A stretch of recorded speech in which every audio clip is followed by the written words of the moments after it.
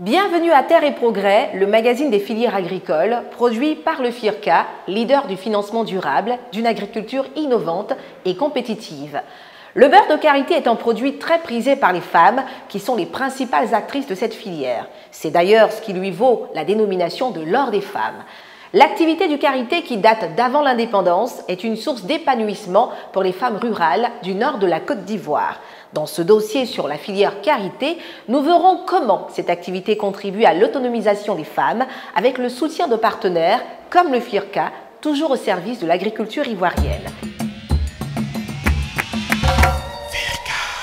La production et la commercialisation du beurre de karité participent à l'amélioration des conditions de vie des femmes, des régions productrices et de tous les acteurs de la filière. Le FIRCA, toujours prêt à accompagner les actions de développement agricole et à contribuer à l'autonomisation de la femme, soutient depuis 2016 les coopératives de production du beurre de karité.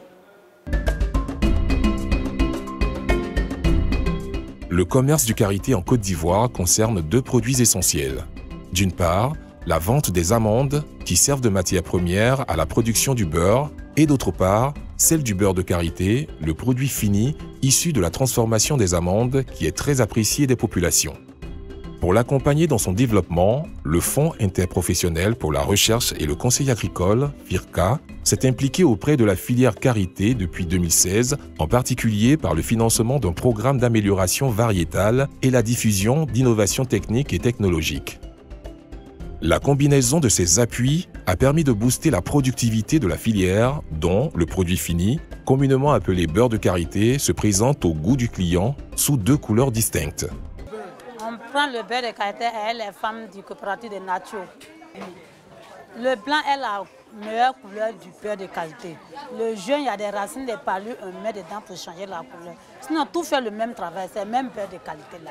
Mais souvent, il y a d'autres qui croient que devanture là-bas, ceux qui ne connaissent pas, ils pensent que la couleur blanc est graisse de viande. Oh, pourtant, ce n'est pas la graisse, c'est la couleur du beurre de karité même qu'elle a. Le jaune, il y a d'autres qui croient que c'est le beurre qui est ça. Non, tout est pareil, tout est la même chose.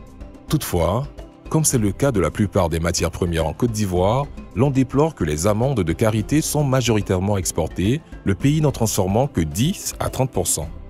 Pourtant, cette activité date d'avant l'indépendance, comme le témoigne Dame Sanogo Fonta, qui durant plus d'un demi-siècle a fait de la production et de la commercialisation du beurre de karité ses principales activités. J'ai commencé à vendre du beurre de karité, ça vaut 57 ans aujourd'hui. Quand elles avaient commencé là, on avait commencé, c'était à 5 francs. Maintenant, la graine, là, on payait la graine à 15 francs pour faire le beurre de karité. On avait beaucoup de clients, il y a les clients qui quittaient à San Pedro, Gagnewa pour venir payer chez nous ici. Mais depuis que le marché a brûlé, le grand marché a brûlé, donc on n'a plus de clients. Maintenant, le marché est lent aussi. Dans les zones rurales, la vente est généralement assurée par les vendeuses sur les étals des marchés locaux et les revendeuses ambulantes pour l'autoconsommation par les ménages comme beurre de cuisson. Toutefois, les productrices de karité, organisées en coopérative, écoulent également leurs produits avec plus ou moins de succès dans les centres urbains à travers un circuit de distribution composé de vendeuses, de revendeuses et de grossistes hommes. La création de l'organisation de l'interprofession agricole OIA de la filière karité le 29 janvier 2021 avec le concours du FIRCA et de l'État contribue aujourd'hui à mieux structurer la filière qui a amorcé une véritable organisation du commerce de l'amande et du beurre de karité malgré la forte variation des prix qui dépend de la production et des stocks disponibles. Nous avons vraiment beaucoup de difficultés sur le karité au niveau de la Côte d'Ivoire. C'est ainsi que pour organiser ce secteur, il fallait mettre en place une organisation, mais une organisation qui pouvait parler au nom de tous les acteurs du karité pour fédérer nos actions, essayer d'identifier tous les acteurs qui sont dans le secteur karité pour parler d'une même voix. Dans notre circuit commercial, nous avons deux entités. Nous avons d'abord l'amande de karité et nous avons le beurre de karité. Pour l'amande de karité, il y a d'abord les pisteurs qui vont en zone rurale essayer d'acheter les amandes avec les femmes productrices, collectrices qui sont dans les différents villages.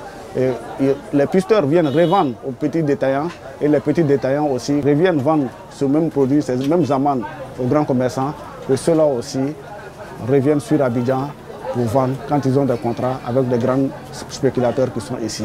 Concernant le beurre de karité, c'est toujours le même procédé, mais seulement que les femmes productrices, quand elles produisent l'amande et le beurre de karité dans leur unité de fabrication, celles qui font la fabrication semi-mécanique, on achète pour venir sur le marché de gros, de Boaké, de Sinématiali, de Ferké, en tout cas dans toutes les zones productrices. Elles revendent aux détaillants dans le marché.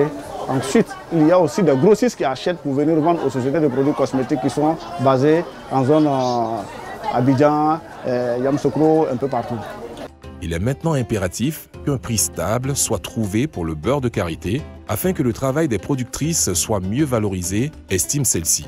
Et cela passe singulièrement par la certification du karité Made in Côte d'Ivoire. À ce sujet, la filière sollicite l'appui des autorités compétentes et de ses partenaires, en particulier le FIRCA.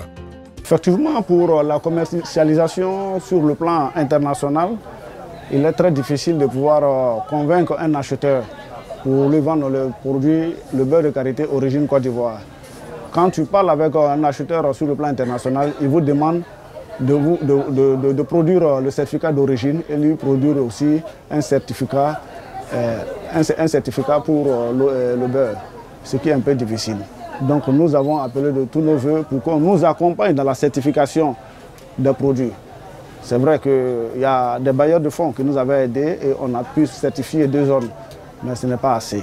Il faut certifier toutes les zones productrices de karité afin de pouvoir revaloriser le prix et vendre mieux avec les acheteurs sur le plan international. Produit aujourd'hui très demandé par les industries agroalimentaires et cosmétiques, le commerce du karité est une activité qui a besoin d'être davantage accompagnée afin de permettre aux acteurs de cette chaîne de valeur d'en vivre et d'assurer l'essentiel du développement de cette filière prometteuse. Le beurre de karité représente un enjeu majeur pour l'autonomisation des femmes et surtout permet de libérer leur potentiel productif. Le FIRCA a contribué à rendre cette autonomisation effective et à réduire également la pénibilité du travail des femmes productrices de karité par des appuis logistiques, matériels et financiers. Terre et Progrès, c'est fini pour aujourd'hui. Je vous laisse en compagnie de Firkana pour la rubrique « Le saviez-vous ».